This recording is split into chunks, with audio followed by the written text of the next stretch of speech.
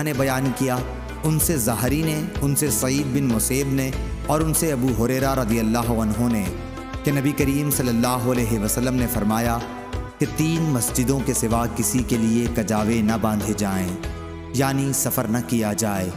ایک مسجد الحرام، دوسرے رسول اللہ صلی اللہ علیہ وسلم کی مسجد، اور تیسرے مسجد اقصیٰ یعنی بیت المقدس۔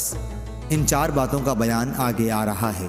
صحیح بخاری حدیث نمبر 1189۔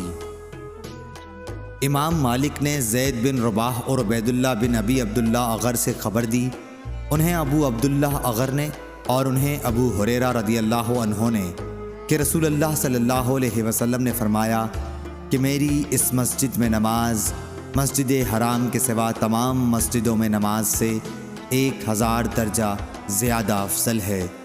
صحیح بخاری حدیث نمبر 1190۔ ایوب سختیانی نے خبر دی اور انہیں نافع نے کہ حضرت عبداللہ بن عمر رضی اللہ عنہ چاشت کی نماز صرف 2 دن پڑھتے تھے جب مکہ آتے، کیونکہ آپ مکے میں چاشت ہی کے وقت آتے تھے۔ اس وقت پہلے آپ طواف کرتے اور پھر مقام ابراہیم کے پیچھے 2 رکعت پڑھتے۔ دوسرے جس دن آپ مسجد قباء میں تشریف لاتے، آپ کا یہاں ہر ہفتے کو آنے کا معمول تھا۔ جب آپ مسجد کے اندر آتے تو نماز پڑھے بغیر باہر نکلنا برا جانتے۔ آپ بیان کرتے تھے کہ رسول اللہ صلی اللہ علیہ وسلم یہاں سوار اور پیدل دونوں طرح آیا کرتے تھے۔ صحیح بخاری حدیث نمبر 1191۔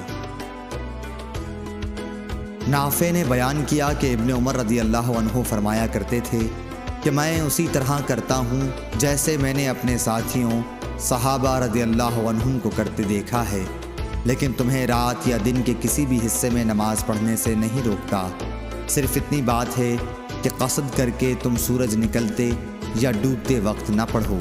صحیح بخاری حدیث نمبر 1192۔